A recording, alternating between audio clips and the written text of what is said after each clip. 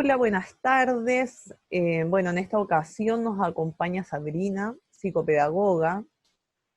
Ella también forma parte del homeschool, pero también voy a dejar que ella se presente, que nos cuente cuántos años lleva trabajando, dónde ha desempeñado funciones actualmente, dónde está trabajando también, cómo lo ha hecho. Cuéntanos un poquito, Sabrina, de ti.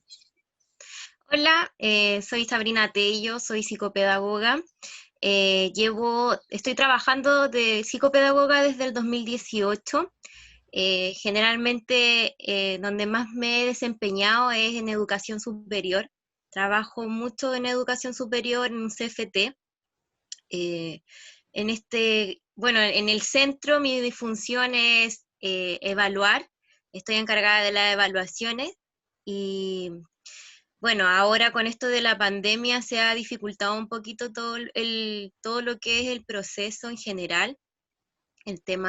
Yo este semestre, o sea, el semestre que pasó, hice clase en el CFT donde estaba trabajando y no conocía a ninguno de mis alumnos. A ese punto fue. Solo a través de la foto que tenían en el El nick. Zoom. Entonces es complicado, complicado.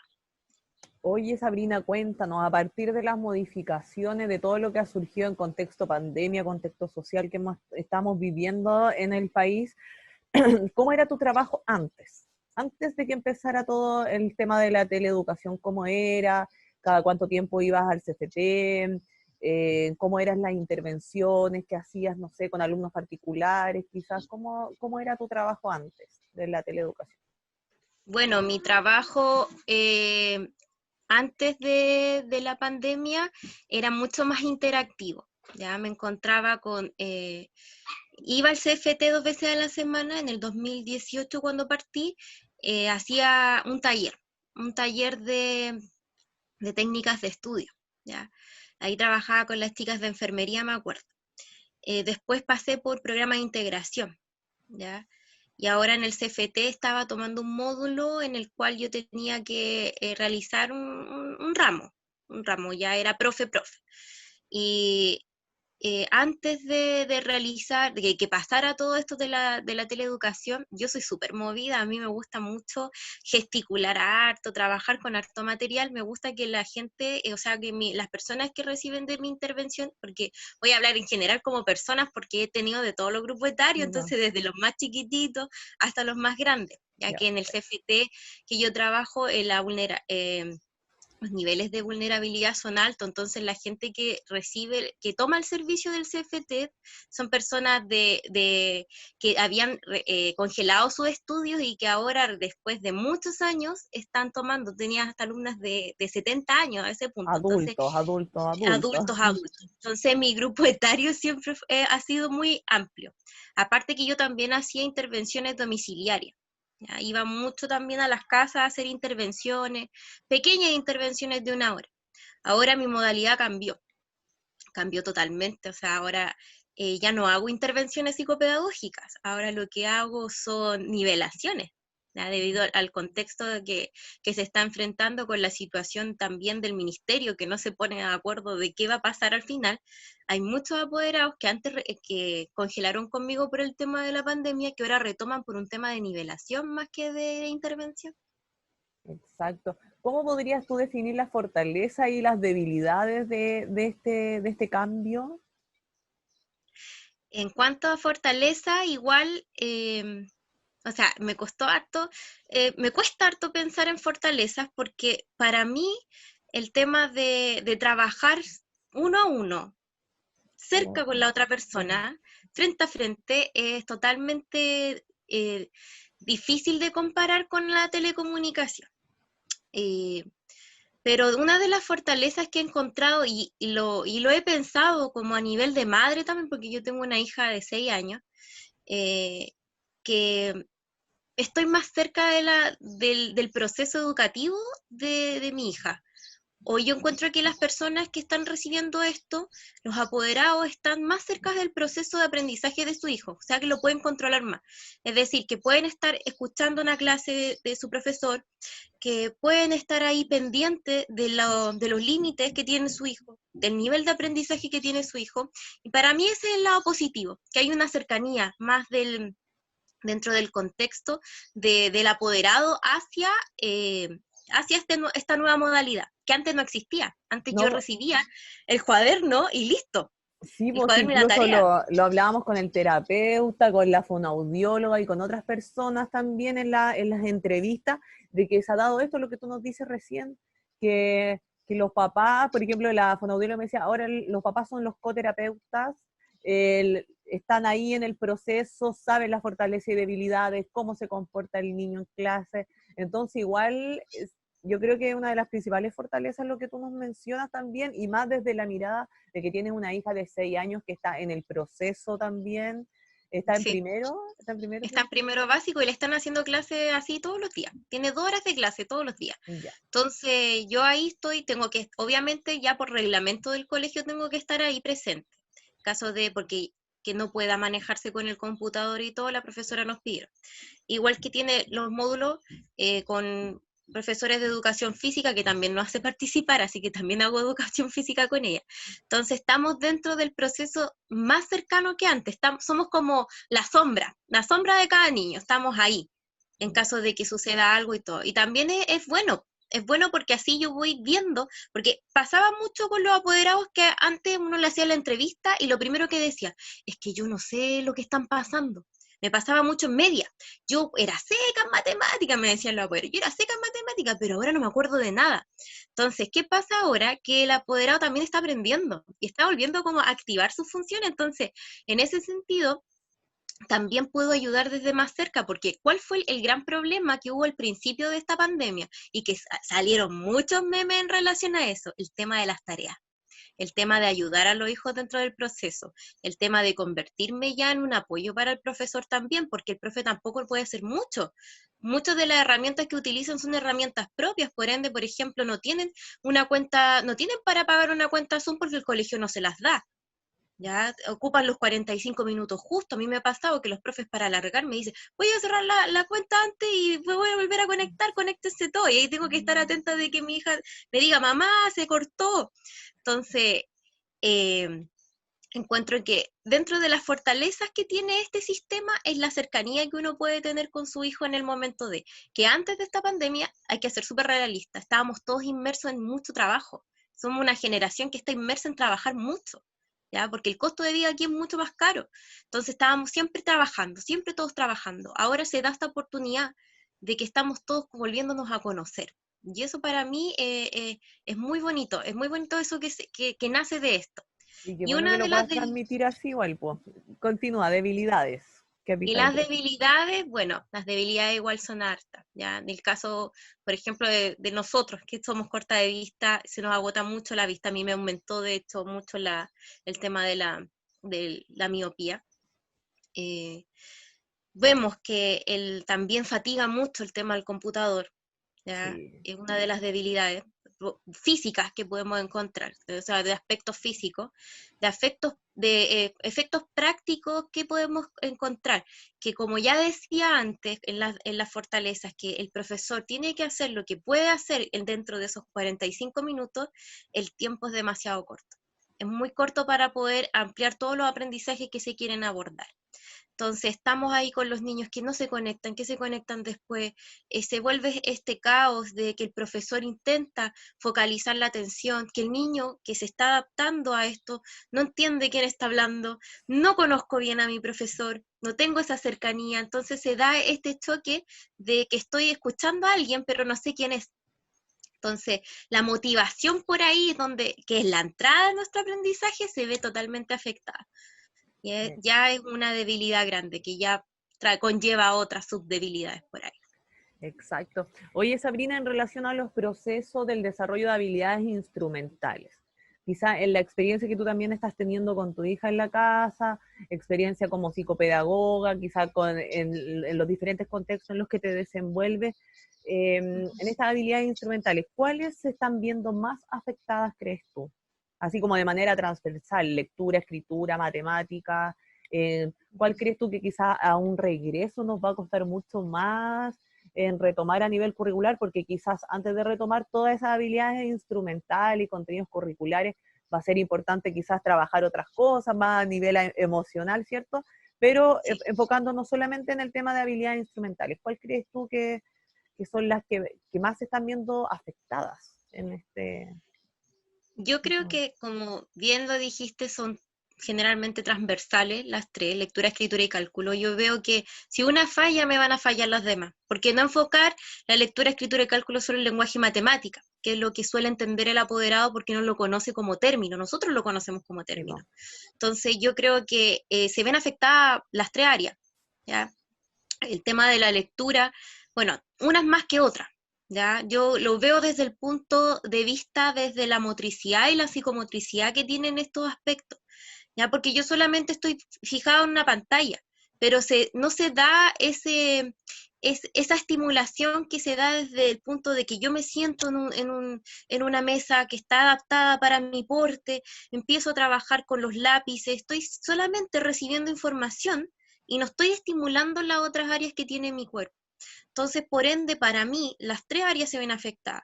Me podría preguntar por qué. Porque en lectura ocupamos procesos psicomotrices, en escritura ocupamos procesos psicomotrices y en cálculo ocupamos procesos psicomotrices a la hora, en qué lugar?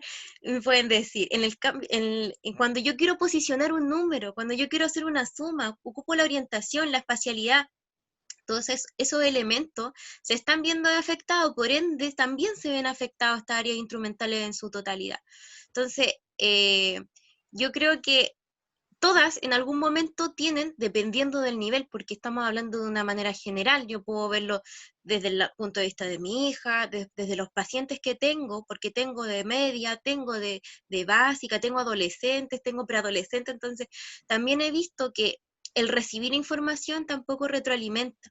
Entonces cuesta mucho volver al proceso atencional que hay de base de la lectura, escritura y cálculo. O sea, por ejemplo, los niños de prebásica no están trabajando motricidad.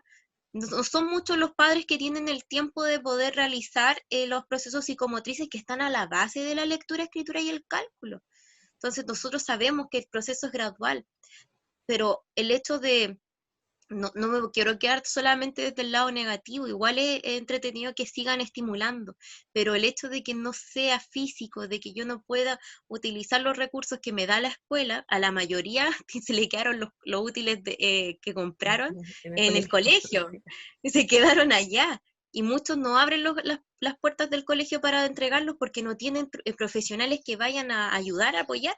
Y nos pasa porque con el tema de la pandemia es muy difícil acercarse a otras, hacer este intercambio interregional y todo. Entonces, al final, tengo que trabajar con los elementos que me quedan. Exacto. Eso es Oye, lo que quiero llegar.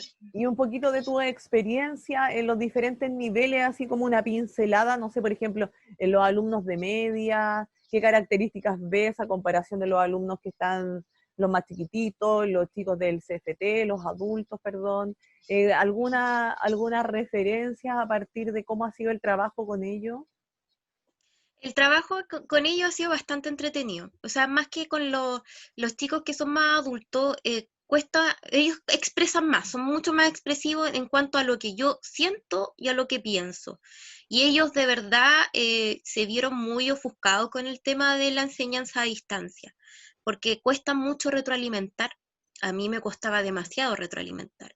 Como digo, soy muy de tocar, de moverme, de escribir, entonces en el caso de ellos, yo tuve que realizar las clases vía Facebook porque ninguno tenía, bueno, el Limache, la conexión a Internet es pésima y lo único que les quedaba eran las redes sociales. Entonces tuvimos que llegar a un punto de encuentro todos en el cuál es la mejor herramienta que ellos tenían. Entonces tuvimos que ocupar Facebook para poder hacer las clases a través de en vivos. Entonces yo abría el envío y ellos me empezaban a responder y siempre había un desfase. Se les costaba mucho hacer Wow. la retroalimentación. Y yo tenía que volver, yo les decía, yo voy a retroceder todas las veces que necesite. Lo que sí trabajaba harto era a nivel de videos. Yo creo que con videos y preguntas, muchas preguntas de qué es lo que tú opinas, qué es lo que sientes, qué es lo que te deja este video, porque el ramo que yo hacía es psicopedagogía laboral, ámbito que acá en Chile no se ve mucho, es un ramo para trabajo social, que nace de la psicopedagogía, pero que lo aplican más ellos. Entonces había muchos elementos que tenían que ver con la asertividad, con la inteligencia emocional, que se utilizaba mucho, los estilos de aprendizaje. Entonces ahí íbamos jugando con algunos test interactivos, cuál es mi estilo de aprendizaje, y ahí se empezaba a motivar un poquito más. Pero en sí, los chiquillos que son adultos, que ya trabajaban, tenían ya un nivel motivacional mucho más bajo que un estudiante que solamente tiene que generar es su estudio. Me refiero a las personas de adolescentes y niños pequeños. En cuanto a los adolescentes, estoy haciendo un proceso de nivelación a un estudiante de segundo medio y es bastante entretenido también porque conversamos mucho. El hecho de conversar ya va generando como una cercanía. Él ya me había conocido, pero tuvimos que detenernos y al papá me pidió hacerlo a través del computador. También me ha costado bastante, sobre todo porque trabajo mucho con el matemática, pero tratamos de hacerlo mucho más entretenido. Trabajo lenguaje y matemática, estoy haciendo un proceso de nivelación, no estoy haciendo una intervención psicopedagógica. Y voy trabajando con la priorización curricular, que es la que me dieron a todos. Entonces tratamos de hacer, yo trato de hacer todos los PPT muy interactivos, en la cual nosotros vamos haciendo juegos. Es la forma que más lo motivo para que aprenda y sea más partícipe dentro de este aprendizaje a través de los PPT interactivos. Le hago un juego, una trivia, cualquier cosa así, y se entretiene. Y hacemos con tiempo y le pongo toda la animación posible para que se pueda focalizar. Y los más pequeños también es súper importante ahí el tema de la estimulación del foco atencional, ¿ya? Porque el chico puede estar aquí en el computador, pero lo que más va a estar pendiente, y me pasa hasta con mi hija, es mi mouse, por ejemplo, las teclas. Sí. Las teclas y para qué sirve esto y los botones. Entonces también hay que ir haciendo estos quiebres también de las clases para ir focalizando la atención. Es complicado, pero no es imposible. A eso es lo que voy. Súper bien. Uno ve la forma de cómo adaptarse a esta situación también. Sí, pues de a poco se ha ido arreglando en el camino todas estas modalidades. Yo creo que tú también lo has ido viendo, que empezamos con una idea, después seguimos con Sí. otra y ahora estamos en otra. Y quizás más adelante vamos a estar en otros procesos. Oye, Sabrina, como para ir quizás concluyendo un poco, ¿qué recomendaciones les podrías tú entregar a los papás en las casas, ¿cierto? Para fomentar el desarrollo de los procesos de lectura, de escritura, de cálculo, de manera transversal. Como qué orientaciones quizás podría facilitarnos. Aprovechar esta instancia que se está dando, que ya la mencioné como una fortaleza, esta instancia de cercanía que tenemos con nuestros hijos, de aprender a conocerlo. Ya aprendiendo a conocernos podemos saber sus fortalezas también y sus debilidades. Y como apoderado, mis propias fortalezas y debilidades, mis propios límites. Hay muchos apoderados que los conocen, hay muchos apoderados que dicen, yo no puedo con esto. Y en este momento que estamos en una pandemia, estamos en una situación tan estresante para todos, que se ven afectados todo ese poder de decisión. Y a veces nos encerramos en que algo malo está pasando. Entonces, ¿qué aconsejo yo? Sacar el lado positivo de esta situación. Y el lado positivo de esta situación es que nos hemos podido acercar mucho más a nuestro hijo. Entonces, hacerlos partícipe también.